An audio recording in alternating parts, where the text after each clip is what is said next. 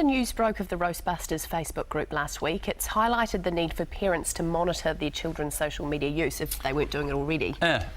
With advice on how to guide your teens and how to be involved without being overbearing, we're joined now by our parenting expert, John Cowan from The Parenting Place. How do you do it without peering over your child's shoulder the whole time?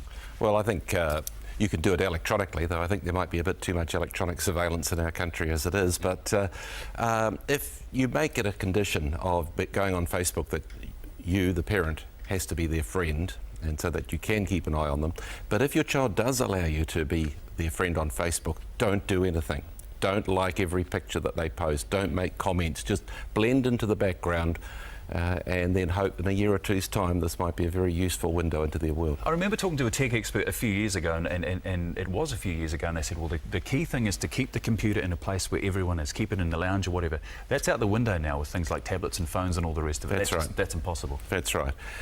It's very hard to actually put technological barriers between your children and the things that are out there. But the real tool that you've got is not a technological tool. The real tool that parents have got is parenting.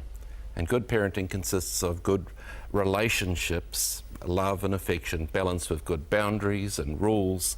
And so if you do that, then yes, you do need to upskill on the technology and what they're doing on social media, but it's it's the relationship that gives you the true access into their child's world to keep them safe. How do you put boundaries in place here? Like Greg said, I mean, you might say, look, you can go on Facebook for half an hour this evening, and then they can take their phone to bed, and now you can get Facebook on their phone. Oh, that's right. Well, there again, you probably need the relationship aspect of the parenting so that your rules get a bit of traction.